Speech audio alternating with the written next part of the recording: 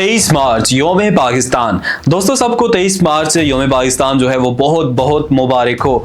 और ये एक सिर्फ दिन ही नहीं बल्कि समझ लें कि हमारे बुज़ुर्गों का वो अज़्म है, उस अज़्म की याद दिलाता है। और वो वादा जो उन्होंने लाहौर में बैठ कर किया, उस वादे की याद दिलाता है। और एक अज़ीम ममलिकत के वजूद के हवाले से जो इजलास हुआ, उस हिम्मत की और जो रोड मैप तैयार किया गया और जो मेहनत की गई और जो लगन का मुजाहरा किया गया, जिस लगन का मुजाहरा किया गया, उस अज़्म की याद दिलाता है।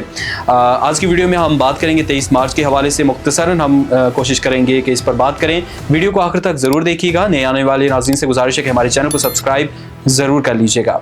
दोस्तों 23 मार्च 1940 कौन जानता था कि जो मुत्तहिदा मुस्लिम लीग है उसका इजलास होगा लाहौर में और एक करारदाद पेश की जाएगी। कौन जानता था कि पेश की जाने वाली करारदाद मुस्तकबिल में एक अजीम ममलिकत की बुनियाद बन जाएगी। 23 मार्च 1940 को लाहौर में जहां अब मीनार पाकिस्तान तामीर किया गया मौजूद है, तो ये उसी की याद में ही तामीर हुआ। तो एक करारदाद पेश की गई जिसे करारदाद लाहौर कहा गया और बाद में इसे करारदाद पाकिस्तान कहा गया।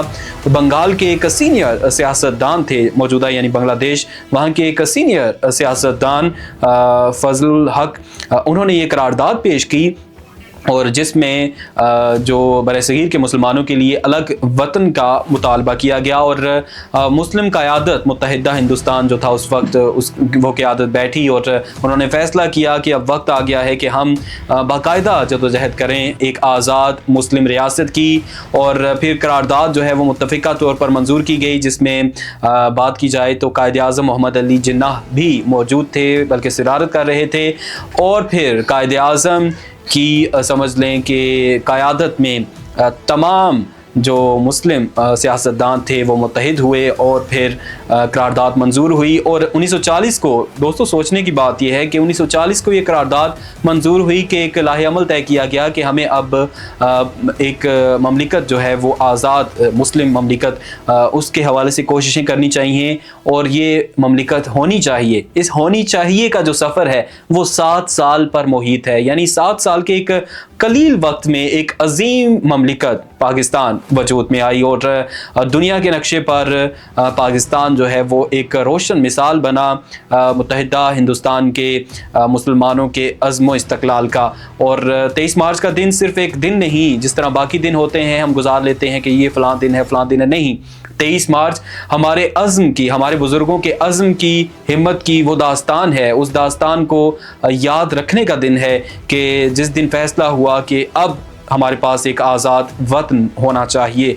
और फिर ये सफ़र 7 साल का, 7 साल हालांकि देखा जाए तो एक छोटी सी मैं मिसाल दूंगा कि अगर कोई 5-10 मरले का प्लॉट भी हो तो उस पर भी अरसा दराज 20-20, 30-30 साल केसेस चलते हैं। लेकिन मुसलमानों ने जो हिम्मत दिखाई, उन्होंने कहा कि जी अब बस बहुत हो गया, हम जुल्म नहीं सहेंगे। अंग्रेज़ों के आगे भी डट गए। और जो हिंदू थे, जो चालाक हिंदू थे, सारे हिंदू तो नहीं लेकिन एक सोच उस वक्त भी मौजूद थी। अभी भी हम देखते हैं कि मोदी सरकार के होते हुए जो हिंदुत्व नज़रिया मुसलमानों के ख़िलाफ़ परवान चढ़ रहा है, तो सोचिए उस वक्त भी एक सोच मौजूद थी। कायद आज़म ने भांप लिया था और फिर इस इजलास में जो 23 मार्च 1940 को हुआ उसमें फ़ैसला हुआ और फिर 7 साल के कलील अरसे में एक ममलिकत जिसका नाम पाकिस्तान है वो दुनिया के नक्शे पर उभर कर सामने आई। अब वक्त है कि हम इस वतन की तामीर करें और जो वो अज़्म जो कायद आज़म ने हमें रहनुमा उसूल दिए, उन उसूलों के मुताबिक अपने वतन को फलाही रियासत बनाएं।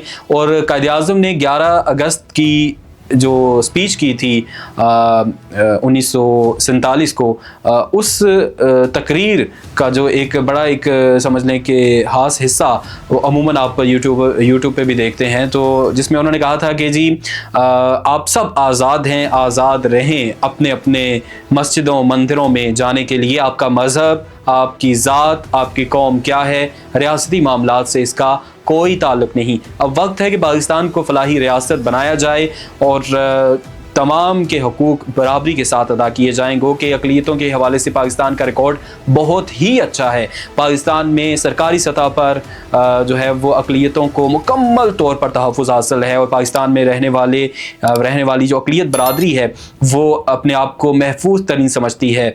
और अगर हम इंडिया की बात करें तो वहाँ पर जुल्म व बर्बरियत है, और ख़ास करके मुसलमानों को टारगेट किया जाता है।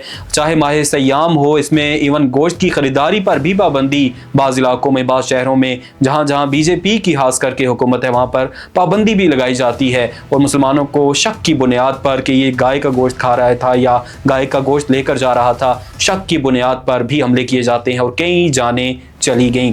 तो दोस्तों यही वो दो कौमी नज़रिया था जो आज हमें उसकी मिसाल मोदी सरकार के इस इंडिया में मिलती है।